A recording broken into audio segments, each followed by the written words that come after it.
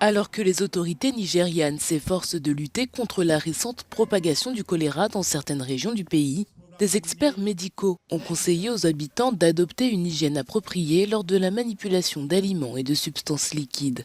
Le docteur Adewale Adeleye a déclaré qu'un bon lavage des mains, l'utilisation d'une eau saine et la préparation des aliments sont des moyens de prévenir la propagation du choléra. Il a ajouté que si les vaccins peuvent être utilisés pour les personnes à risque, ils ne peuvent pas pour l'instant être utilisés à grande échelle, comme dans le cas de la polio.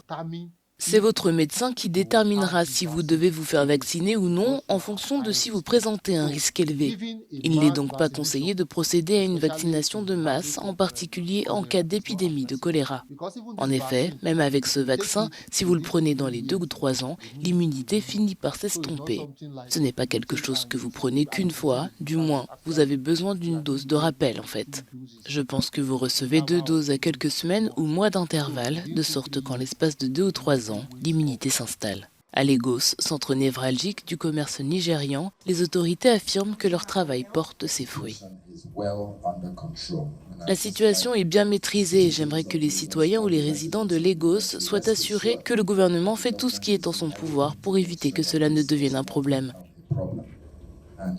Vous pouvez vous détendre et avoir confiance en nous. Nous maîtrisons la situation et vous n'avez pas besoin de paniquer.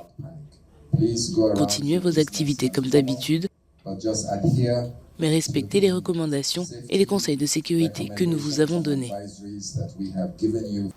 Il convient de noter à nouveau que depuis juin 2024, cette année, lorsque nous avons alerté le public, le gouvernement fédéral du Nigeria, par l'intermédiaire du Centre nigérian de contrôle des maladies, a réagi activement à l'épidémie de choléra, qui a eu un impact significatif sur la santé et le bien-être de notre pays. Les enfants de 5 ans sont les plus touchés.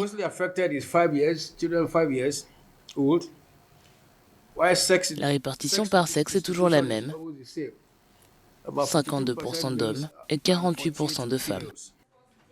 Selon le Centre nigérian de contrôle et de prévention des maladies, le pays a enregistré plus de 3600 cas suspects de choléra et 103 décès, soit un taux de létalité de 2,8%.